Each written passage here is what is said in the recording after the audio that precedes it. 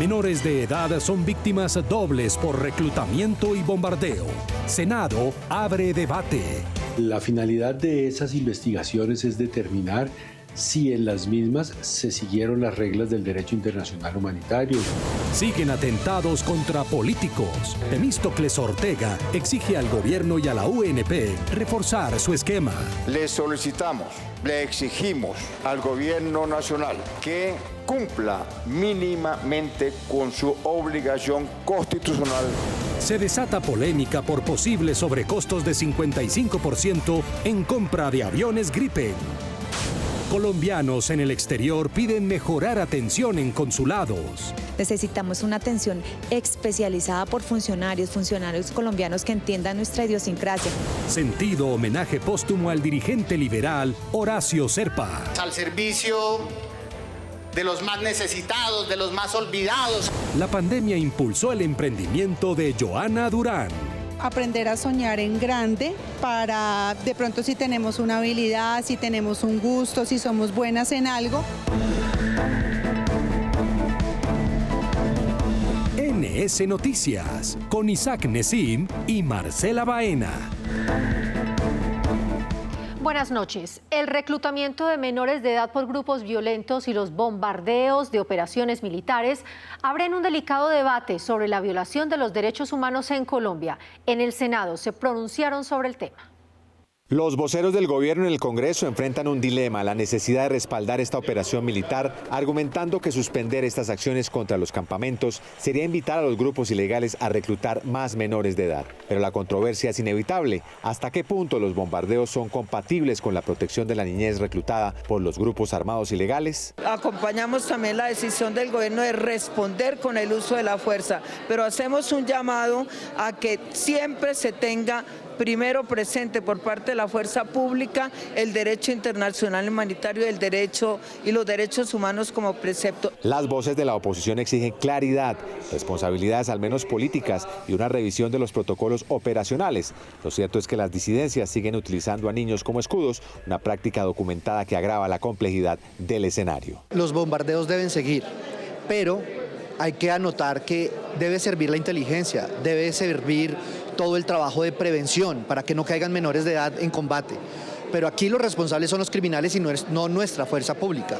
Pero eso no puede servir de excusa para que se incentive el reclutamiento de menores de edad. La Procuraduría General de la Nación abrió una investigación para revisar procedimientos, mandos y cadena de decisiones para determinar si hubo fallas o si las acciones fueron ajustadas al derecho internacional humanitario. La finalidad de esas investigaciones es determinar si en las mismas se siguieron las reglas del derecho internacional humanitario, es decir, si se cumplió con el principio de precaución que obliga a las Fuerzas Armadas a tener todas las precauciones posibles para evitar el daño o mitigar en la mayor medida de lo posible el daño a personas que van a ser, digamos, objeto de la operación militar, y también para determinar si se sabía, si se podía saber con antelación que hubiera menores reclutados. El presidente de la República dedicó su más reciente alocución al país para tratar de explicar esta compleja realidad, pero las preguntas siguen siendo las mismas. ¿Cómo detener el reclutamiento forzado de menores por parte de los grupos armados ilegales sin exponer aún más la vida de quienes están siendo usados como escudos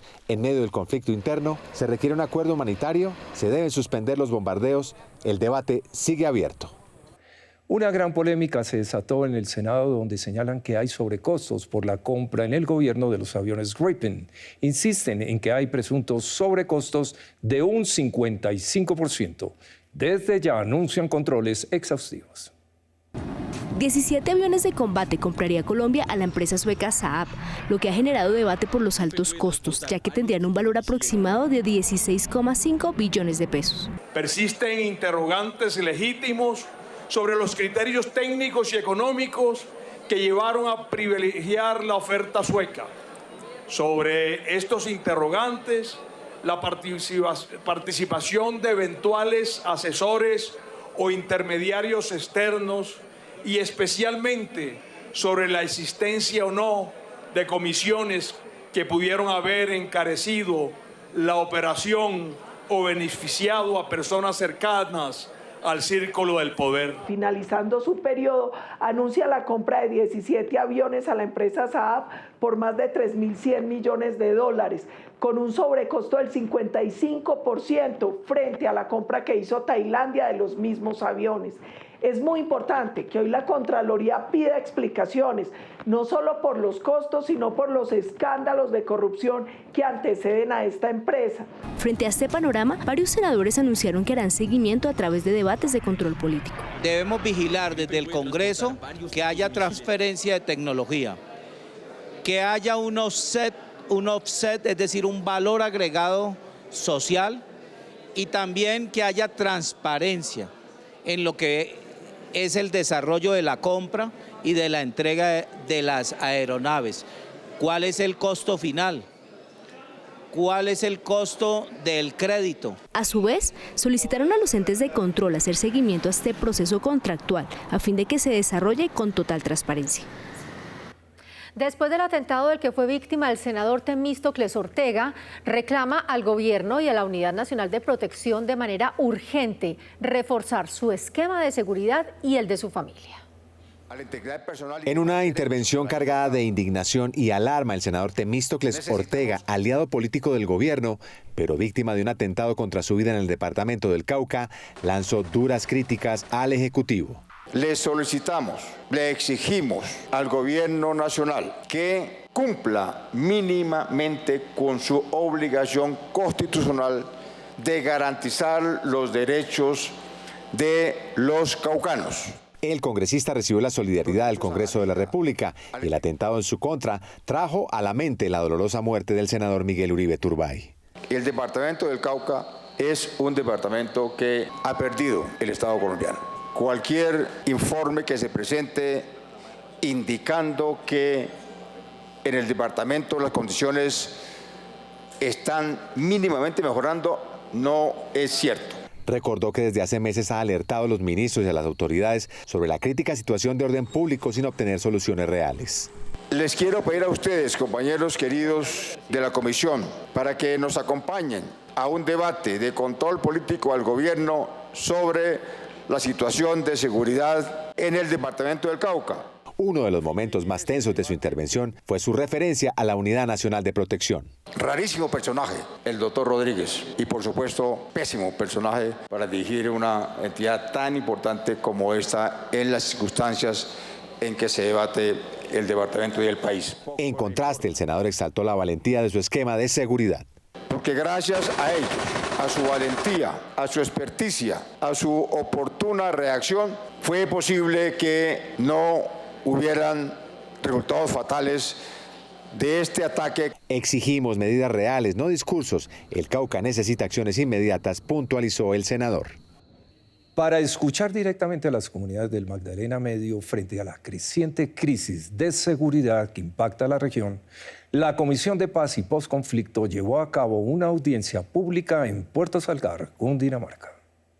El encuentro se realizó como respuesta a un compromiso adquirido meses atrás, en medio de la preocupación por los retos que enfrenta la implementación de la entrega de tierras y los efectos que esta situación genera en las familias rurales. Desde que se inició ese proceso aquí en esta región, hemos encontrado distintas dificultades, entre esas temas de seguridad, de amenazas, de desplazamientos. Durante la sesión, los participantes advirtieron que el territorio vive un escenario crítico marcado por amenazas, desplazamientos y hechos violentos, entre ellos el reciente asesinato de 2 líderes campesinos. El miedo es que nos vuelva a pasar lo que pasó en los años 80 por esta región, 80 y 90.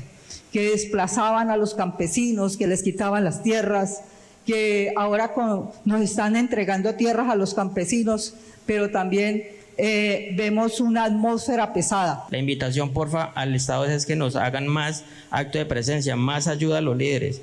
Tenemos, creo que más o menos 2 o 3 líderes que están en estos momentos amenazados.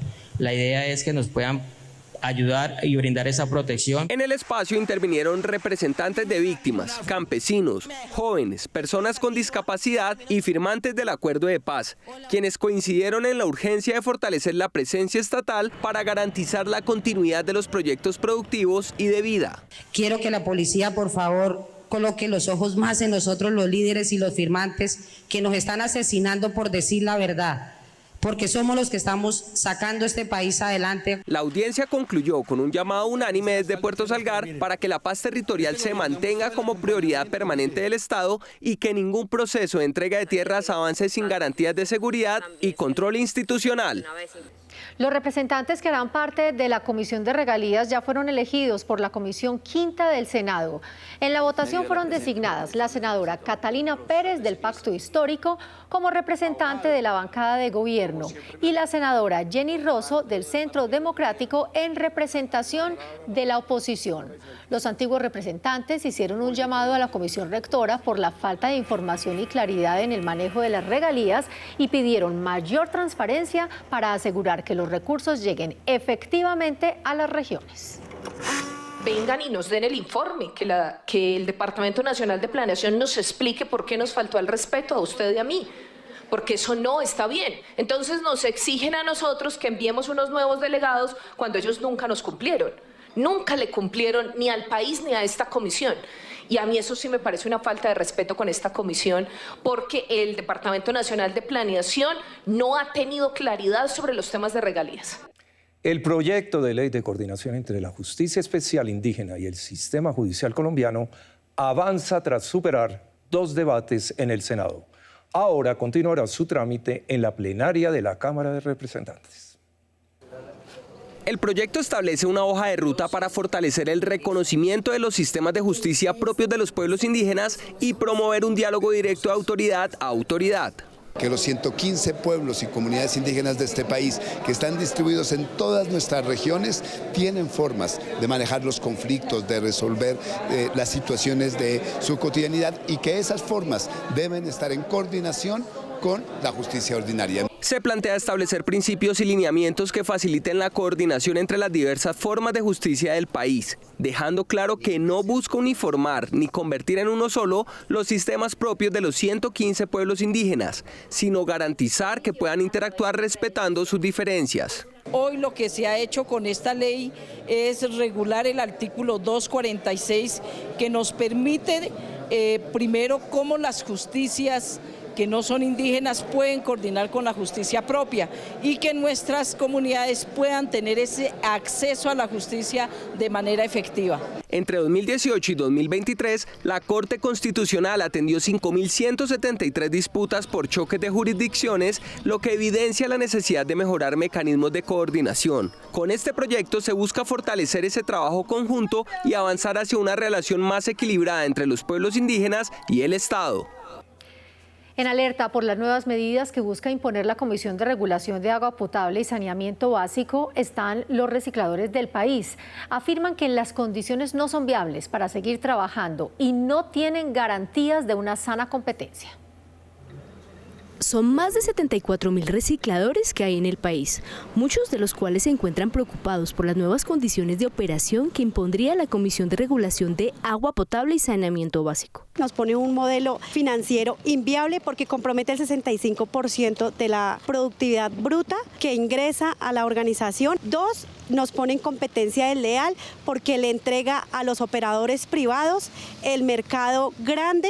Y 3, nos pone unas barreras de 8 años para poder cambiar nuestra flota vehicular. El Senado considera que es inaceptable la imposición de las mismas exigencias a los pequeños recicladores que se establecen a las grandes organizaciones. Por ello se encuentran haciendo seguimiento a este tema. Prácticamente los está dejando por fuera de un proceso no solamente de inclusión social, porque están poniendo requisitos como si fueran empresas formales, de igual manera unos depósitos de recursos para poder solventar el tema laboral. El Senado anunció que continuará vigilando la imposición de las nuevas exigencias, ya que el proyecto de resolución no solo afecta a los recicladores, sino también los cobros de las tarifas de aseo para los usuarios.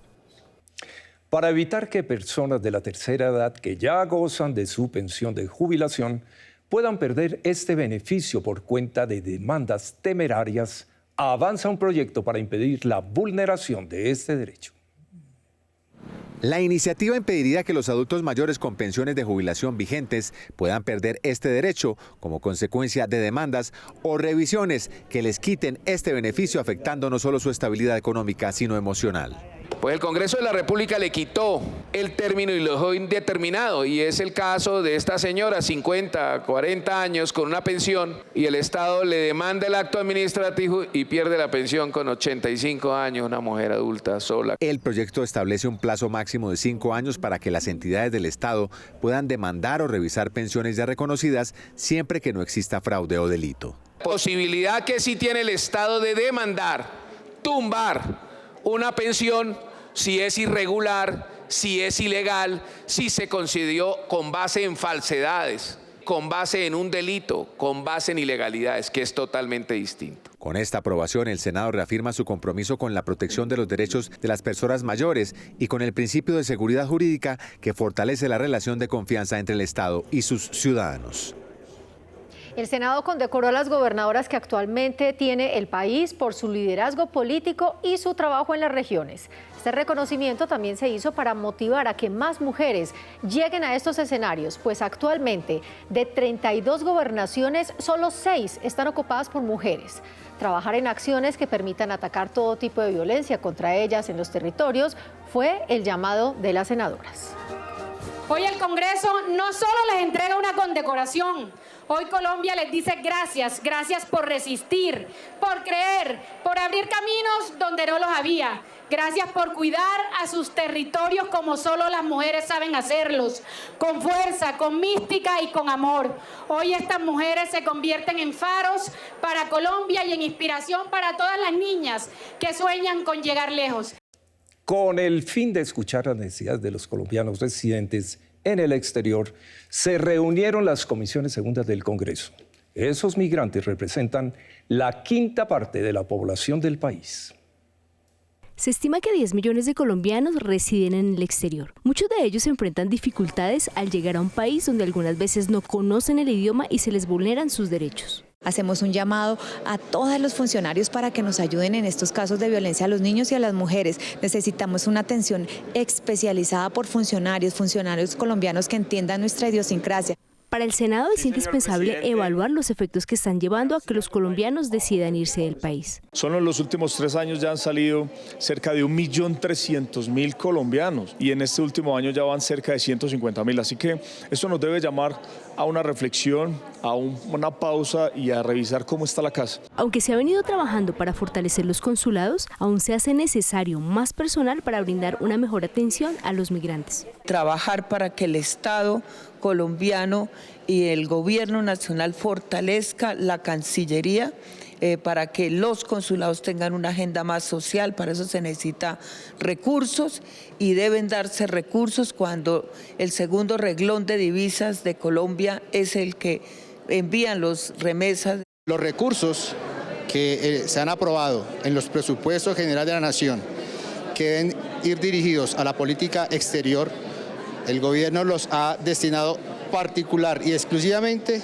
a gastos de viajes, más de 72 viajes, más de 8.000 millones de pesos en viajes. El gobierno nacional avanza en la creación del Viceministerio de Asuntos Migratorios. Estamos ya haciendo todos los arreglos institucionales precisamente para que ese viceministerio realmente responda a las necesidades de la comunidad colombiana. La solicitud de los migrantes y de los senadores es que se cree una curula adicional para que los colombianos migrantes sean representados en el Congreso.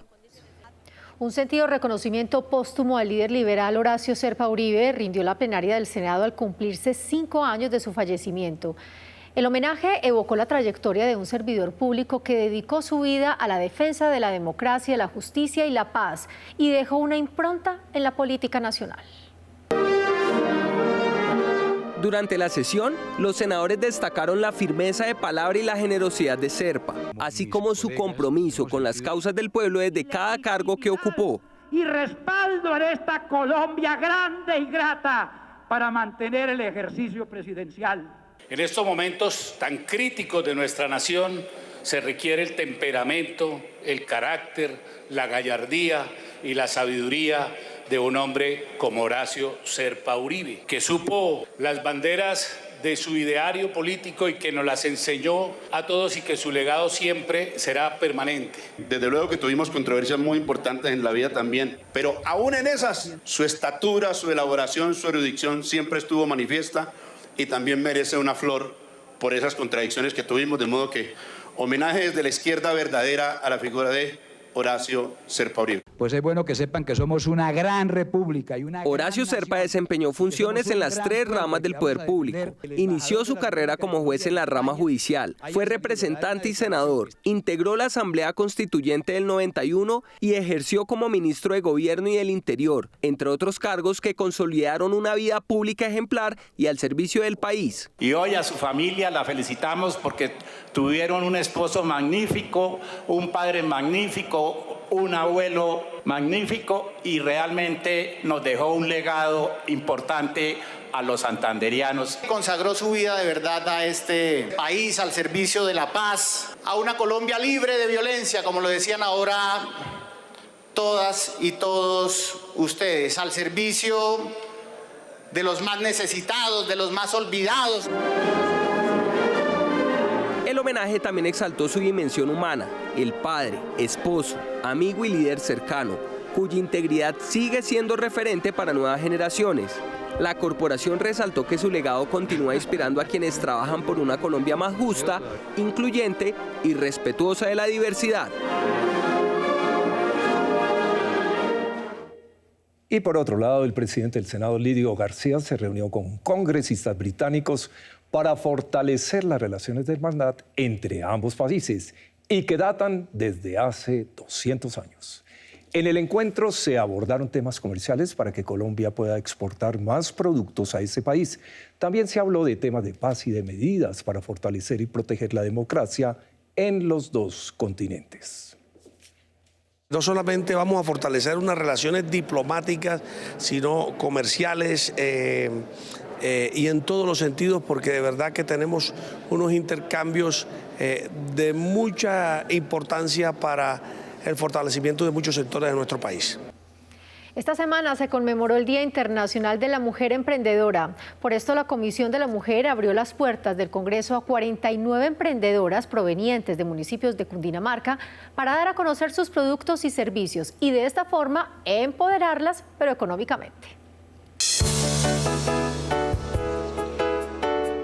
La pandemia fue el factor que impulsó a Joana a dedicarse a su emprendimiento de joyas y dejar de un lado su profesión de dirección en ventas. Hoy se dedica 100% a elaborar joyería y los resultados han sido tan positivos que este se convirtió en su fuente de ingresos. Lo más importante para mí es estudiar, es profesionalizarnos, estudiar, capacitarnos. Es mi caso, por ejemplo, he tenido la oportunidad de hacerlo a través de todos estos años. Me he especializado en varias técnicas. Aunque reconoce que emprender no es fácil, cree que vale la pena. No es un camino fácil, pero de verdad que vale la pena. O sea, yo pienso que todos los seres humanos es muy importante que tengamos una pasión, que nos guste algo adicional al trabajo, porque normalmente el trabajo es algo que te toca, de pronto no es algo que escoges. Con estos espacios se busca apoyar a las mujeres para que tengan autonomía económica y de esta manera mejoren su calidad de vida. En la medida en que las mujeres tengan apoyos que les permitan emprender, sacar adelante sus productos, comercializar, son mujeres que van a tener no solamente vidas más satisfactorias, sino autonomía económica. Y eso es muy importante también en la lucha contra la violencia que hemos padecido las mujeres durante años. La invitación de Joana a las mujeres es animarse a emprender y no rendirse en su sueño. Extiendo la invitación sobre todo a las mujeres para que tengamos un ingreso adicional y, ¿por qué no?, aprender a soñar en grande.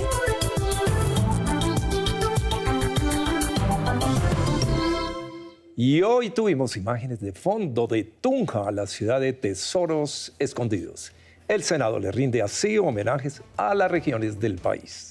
Muy bien, hasta aquí las noticias. Gracias por acompañarnos. A ustedes los esperamos como siempre en la próxima emisión. Hasta entonces.